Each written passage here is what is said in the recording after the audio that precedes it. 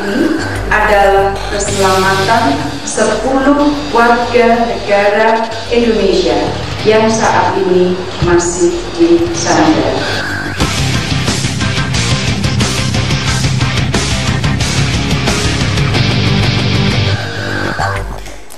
Pemirsa, Panglima TNI Jenderal Gatot Nurmantio hingga kini masih berkoordinasi dengan pemerintah Filipina untuk menyelamatkan 10 kru kapal Anan 12 yang disandera kelompok Abu Sayyaf. Berdasarkan hasil pantauan TNI, lokasi penyanderaan 10 kru kapal saat ini ada di Filipina. Namun TNI belum mengirim pasukan karena menyerahkan penanganannya kepada pihak Filipina. Panglima TNI Gatot Nurmantio menegaskan siap membantu tentara Filipina jika dibutuhkan. Sementara itu pasukan TNI berstatus siaga 1 di Tarakan, Kalimantan Utara. Mereka sudah siap membebaskan 10 WNI yang disandera dengan menyiapkan 5 kapal perang dan pasukan elit Angkatan Laut. Pemirsa, pihak TNI terus berkoordinasi dengan tentara Filipina terkait penyanderaan yang dilakukan kelompok Abu Sayyaf di negara tersebut. Panglima TNI Jenderal Gatot Nurmantio menyatakan siap jika pihak Filipina minta TNI turun tangan. Panglima TNI Jenderal Gatot Nurmantio mengaku mendapat kabar dari militer Filipina bahwa mereka sudah mengetahui lokasi 10 warga negara Indonesia yang disandera kelompok Abu Sayyaf di Filipina. Namun TNI baru akan bertindak jika ada permintaan dari negara tersebut. Itu kan dalam wilayah Filipina. Etikanya kita masuk negara orang harus menggunakan izin, kan gitu. Oke. Sementara itu, Polri juga mengaku siap jika dimintai bantuan. Kapolri Jenderal Polisi Badrodin Haiti masih menunggu permintaan dari TNI. Pemerintah Filipina. Kita sedang menunggu hasil koordinasi apakah nanti dari pemerintah Filipina itu membolehkan kita ikut ke sana atau tidak gitu. Tapi berarti Polri saat ini hanya menyiapkan pasukan aja. Kita sudah ada kesepakatan dengan TNI yang ke luar wilayah kita, yang di wilayah kita yang laku. Di wilayah kita maksudnya gimana, Pak? Iya, kan ini kan adanya di luar wilayah Indonesia. Itu oleh karena itu TNI yang koordinasi di sana. Sebelumnya, Menteri Luar Negeri Retno Marsudi menekankan apapun tindakan yang akan diambil harus memprioritaskan keselamatan 10 WNI yang disandera. Prioritas saat ini adalah keselamatan 10 warga negara Indonesia yang saat ini masih disandera. Sebagaimana diketahui, 10 WNI yang membawa kapal Brahmana 12 disandera kelompok Abu Sayyaf dalam perjalanannya dari Banjarmasin ke Batangas, tak jauh dari Manila, Filipina. Namun kapal yang membawa batu bara tersebut dicegat di perairan Mindanao dan dibawa ke Pulau Zulu. Kelompok militan bersenjata itu meminta tebusan 50 juta peso atau sekitar 15 miliar rupiah. Tim Liputan Metro TV. Prioritas saat ini adalah keselamatan 10 warga negara Indonesia yang saat ini masih disandera.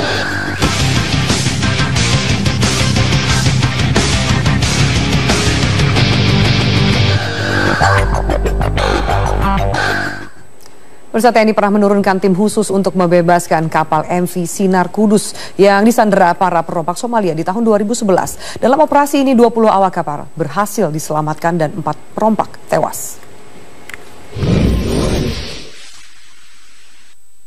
Kapal MV Sinar Kudus milik PT Samudra Indonesia dibajak di perairan Somalia pada 16 Maret 2011. Kapal ini dibajak dalam perjalanannya mengangkut biji nikel dari Pomala, Sulawesi Tenggara menuju Rotterdam, Belanda. Selesai mendapat laporan pembajakan, pemerintah langsung menyiapkan sejumlah rencana tindakan. Di antaranya, mengirimkan 2 kapal fregat KRI Yosudarso dan KRI Abdul Halim Perdana Kusuma, 1 helikopter, dan menurunkan tim khusus gabungan marinir Kopassus dan Komandan Pasukan Katak atau Kopaska. Perompak disebut-sebut meminta tebusan senilai 4,5 juta dolar Amerika Serikat untuk membebaskan kapal Sinar Kudus dan 20 awak kapal berkewarganegaraan Indonesia. Tim khusus terus mengawasi dan berkomunikasi dengan perompak. Pada 30 April 2011, uang tebusan akhirnya diantarkan ke kapal Sinar Kudus setelah perompak menaikkan nilai tebusan. Tanggal 1 Mei 2011, perompak turun dari kapal Sinar Kudus. Setelah dipastikan tidak ada lagi perompak di dalam kapal, tim khusus langsung melakukan tindakan militer pengamanan dan mengejar perompak. Perompak yang mengetahui tindakan itu ikut menyerang dan baku tembak pun tidak terelakkan.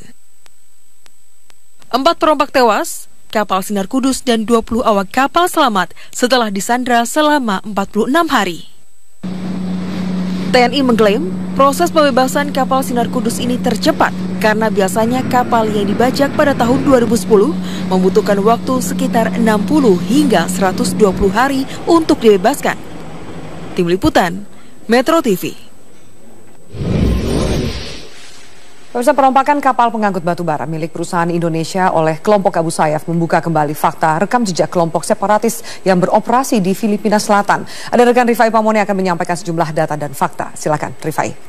Aviani, bersama dengan tim Media Research Center kami akan mengungkapkan beberapa hal terkait dengan kronologis peristiwa penyanderaan, kemudian juga profil dari Abu Sayyaf dan apa tindakan pemerintah. Kami akan segera memulainya dan di slide yang pertama akan terlihat bahwa peristiwa ini berawal dari kapal Brahma 12 dan juga Anan 12 yang sedianya berangkat dari Kalimantan Selatan menuju ke wilayah Filipina, tepatnya di Batangas, Filipina Selatan. Kemudian di tengah perjalanan terjadi pembajakan dan juga penyanderaan di perairan Laguyan di wilayah Mindanao Selatan. Dan dari titik ini kemudian dibawa ke lokasi persembunyian yang menjadi basis dari kelompok Abu Sayyaf, yaitu di Pulau Basilan. Hal ini diketahui setelah juga pemerintah Filipina menemukan 1 unit kapal Brahma 12, namun tidak mendapati adanya awak kapal di dalam Brahma 12 tersebut, sehingga diambil kesimpulan bahwa 10 WNI yang menjadi anak buah kapal dari Brahma 12 beserta dengan kapal Anan atau kapal tongkang Anan 12 yang membawa muatan 7.000 ton batu bara ini menjadi sandera dari kelompok Abu Sayyaf. Dan apa sebenarnya kelompok Abu Sayyaf ini? Dalam tujuannya menginginkan adanya tebusan yang diminta sebesar 15 miliar rupiah atau sekitar 50 juta peso, dan batas waktunya 5 hari terhitung sejak 26 Maret 2016. Apabila kita hitung tentunya akan berakhir besok 31 Maret 2016. Kami akan hadirkan di informasi berikutnya profil dari kelompok bersenjata Abu Sayyaf. Informasi yang kami kumpulkan dari salah satu lembaga di Amerika, yaitu National Counter-Terrorism Center, menyebutkan bahwa kelompok militan Abu Sayyaf ini terbentuk pada tahun 1990, ada juga yang menyebut sekitar tahun 1989.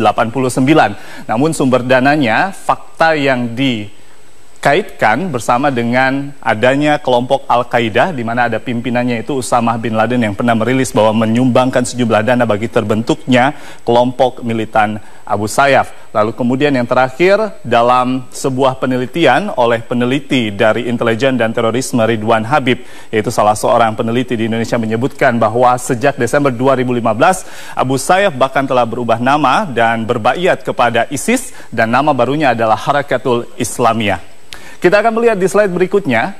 Ini juga menjadi salah satu hal yang menarik karena sejak awal perjuangannya kelompok separatis dan juga terorisme dari Abu Sayyaf menyebutkan bahwa mereka berupaya sekuat tenaga untuk mendeklarasikan negara Islam merdeka di wilayah Mindanao Barat, tepatnya di area Filipina Selatan. Negara Islam merdeka ini tentunya berafiliasi dengan ISIS.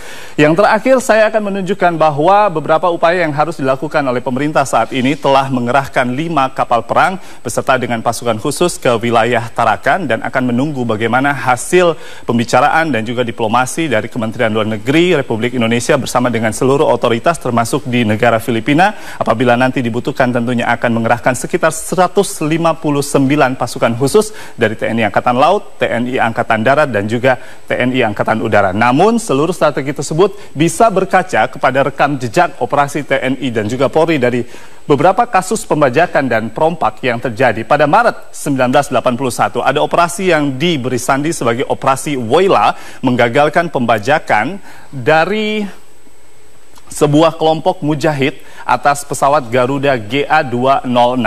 Tujuan atau rute Jakarta-Medan yang pada saat dibajak hingga di Bandara Don Muang, Bangkok, kemudian berhasil digagalkan oleh Kopassus yang pada saat itu bernama Kopasanda. Dan satu lagi yang menjadi rekam jejak sangat menarik untuk kita simak adalah keberhasilan dari Kopassus, lalu juga ada Kopaska di dalamnya, Marinir dan juga ada Denjaka, dan mereka berhasil menggagalkan seluruh upaya dari pembajakan dan juga penyanderaan sejumlah warga negara Indonesia yang berjumlah 20 ABK di KM Sinar Kudus. Kemudian keberhasilan tersebut tentunya kita harapkan bisa menular pada saat upaya untuk membebaskan 10 warga negara Indonesia saat ini. Afiani. Dibawa ke lokasi persembunyian yang menjadi basis dari kelompok Abu Sayyaf, yaitu di Pulau Basilan. Hal ini diketahui setelah juga pemerintah Filipina menemukan satu unit kapal Brahma 12, namun tidak mendapati adanya awak kapal di dalam Brahma 12 tersebut, sehingga diambil kesimpulan bahwa 10 WNI yang menjadi anak buah kapal dari Brahma 12 beserta dengan kapal Anan atau kapal tongkang Anan 12 yang membawa muatan 7.000 ton batu bara ini menjadi sandera dari kelompok Abu Sayyaf. Dan apa sebenarnya kelompok Abu Sayyaf ini? Dalam tujuannya menginginkan adanya tebusan yang diminta sebesar 15 miliar rupiah atau sekitar 50 juta peso, dan batas waktunya 5 hari terhitung sejak 26 Maret 2016. Apabila kita hitung tentunya akan berakhir besok 31 Maret 2016. Kami akan hadirkan di informasi berikutnya profil dari kelompok bersenjata Abu Sayyaf. Informasi yang kami kumpulkan dari salah satu lembaga di Amerika, yaitu National Counter Terrorism Center, menyebutkan bahwa kelompok militan Abu Sayyaf ini terbentuk pada tahun 1990, ada juga yang menyebut sekitar tahun 1989. Namun sumber dananya, fakta yang dikaitkan bersama dengan adanya kelompok Al-Qaeda, di mana ada pimpinannya itu Usamah bin Laden yang pernah merilis bahwa menyumbangkan sejumlah dana bagi terbentuknya kelompok militan Abu Sayyaf. Lalu kemudian yang terakhir, dalam sebuah penelitian oleh peneliti dari intelijen dan terorisme Ridwan Habib, yaitu salah seorang peneliti di Indonesia, menyebutkan bahwa kita masuk negara orang harus menggunakan izin, kan gitu. Oke? Sementara itu, Polri juga mengaku siap jika dimintai bantuan. Kapolri Jenderal Polisi Badrodin Haiti masih menunggu permintaan dari TNI. Pemerintah Filipina. Kita sedang menunggu hasil koordinasi apakah nanti dari pemerintah Filipina itu membolehkan kita ikut ke sana atau tidak gitu. Tapi berarti Polri saat ini hanya menyiapkan pasukan aja. Kita sudah ada kesepakatan dengan TNI yang ke luar wilayah kita, yang di wilayah kita yang lakukan. Di wilayah kita maksudnya gimana, Pak? Iya, kan ini kan adanya di luar wilayah Indonesia. Itu oleh karena itu TNI yang koordinasi di sana. Sebelumnya, Menteri Luar Negeri Retno Marsudi menekankan apapun tindakan yang akan diambil harus memprioritaskan keselamatan 10 WNI yang disandra. Prioritas saat ini adalah keselamatan 10 warga negara Indonesia yang saat ini masih disandra.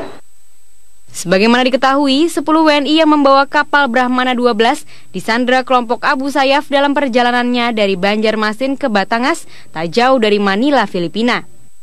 Namun kapal yang membawa batu bara tersebut dicegat di perairan Mindanao dan dibawa ke Pulau Zulu.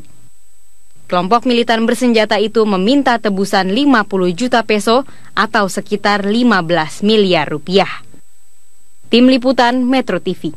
Saat ini adalah keselamatan 10 warga negara Indonesia yang saat ini masih disandra.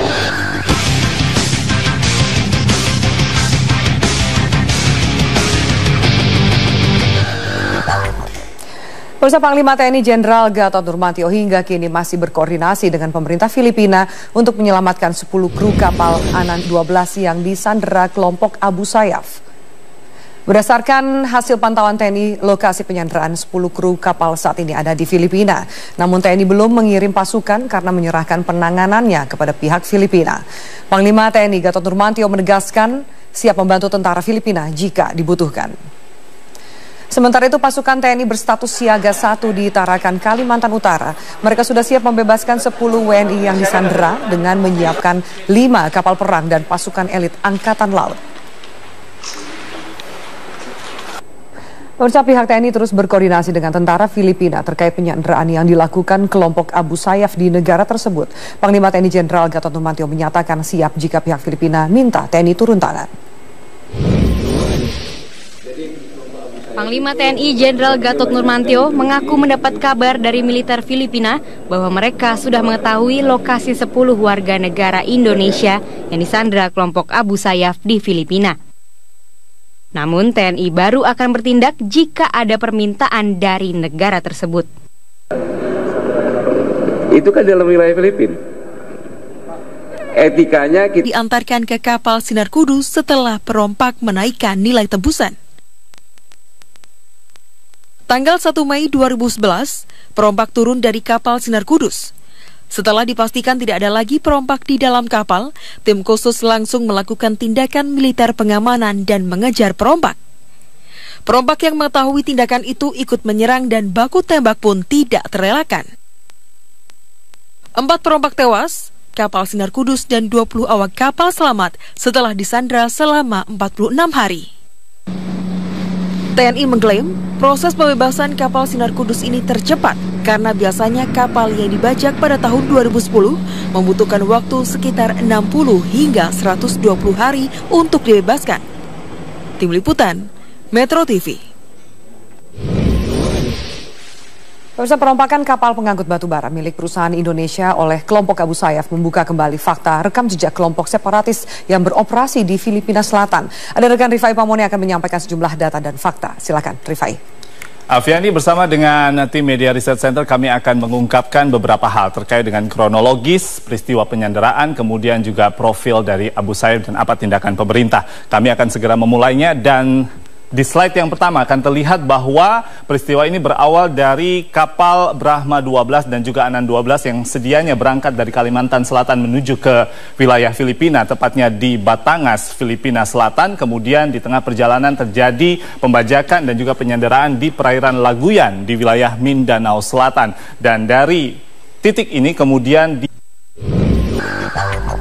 prioritas saat ini adalah keselamatan 10 warga negara Indonesia yang saat ini masih disandera.